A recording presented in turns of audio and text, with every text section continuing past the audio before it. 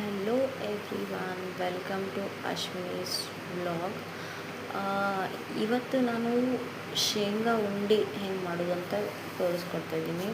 ಸ್ವಲ್ಪ ಪುಟಾಣಿ ಹಿಟ್ಟು, ಆಮೇಲೆ ಶೇಂಗಾ ಹುರಿದು ಮಿಕ್ಸರ್ ಮಾಡಿಟ್ಕೊಂಡಿರೋದು ಶೇಂಗಾ. ಸೊ ಇದೆರಡನ್ನ ಮಿಕ್ಸ್ ಮಾಡಿಬಿಟ್ಟು ನಾನು ಆಲ್ರೆಡಿ ಬೆಲ್ಲದ ಪಾಕ ಮಾಡಿ ಇಟ್ಕೊಂಡಿದ್ದೆ.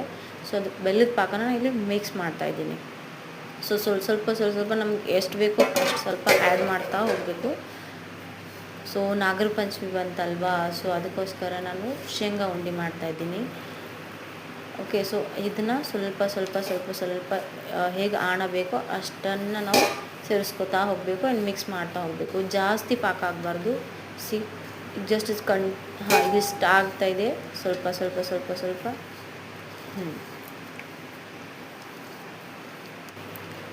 ಈ ಥರ ನಾದ್ಕೊಂಡ್ಬಿಟ್ಟು ಈ ಟೆಸ್ಟರಿಗೆ ಬಂದ ತಕ್ಷಣ ಇದನ್ನೆಲ್ಲ ಸ್ವಲ್ಪ ನಾದ್ಕೊಂಡು ಉಂಡೆ ಮಾಡ್ತಾ ಹೋಗಬೇಕು.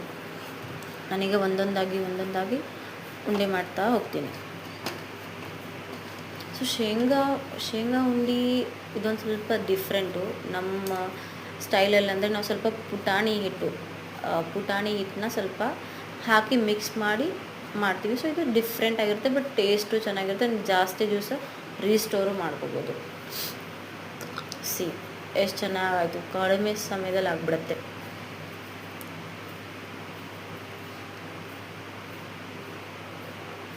ನೋಡಿ ಆಯಿತಾ? ಓಕೆ,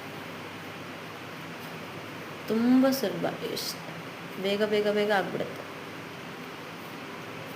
ನಿಮ್ಗೆ ಯಾವುದು ಬೇಕೋ ಅದು ಮಾಡ್ಕೊಳ್ಳಿ. ನಾನು ಮೀಡಿಯಮ್ ಸೈಜಲ್ಲಿ ಮಾಡ್ತಾ ಹೋಗ್ತಾಯಿದ್ದೀನಿ. ಸೊ ಆಲ್ಮೋಸ್ಟ್ ನನ್ನದು ಶೇಂಗಾ ಉಂಡೆ ರೆಡಿ. ನಾನು ಆಲ್ರೆಡಿ ನಮ್ಮ ಸ್ಟೈಲಲ್ಲಿ ಇನ್ನೊಂದು ಎಳ್ಳಿನ ಉಂಡೆ ಮಾಡ್ತೀವಿ. ಸೊ ಎಳ್ಳಿನ ಉಂಡೆ ಆಲ್ರೆಡಿ ಮಾಡಿ ಇಟ್ಕೊಂಡಿದ್ದೆ ನಾನು. ಸೊ ಶೇಂಗಾ ಉಂಡೆನ ನಾನು ಶೇರ್ ಮಾಡ್ತಾಯಿದ್ದೀನಿ. ಇಫ್ ನಿಮಗೇನಾದರೂ ಎಳ್ಳು ಉಂಡೆ ಹೇಗೆ ಮಾಡೋದು ಅಂತ ತೋರಿಸ್ಕೊಡಂದ್ರೆ ಪ್ಲೀಸ್ ಕಮೆಂಟ್.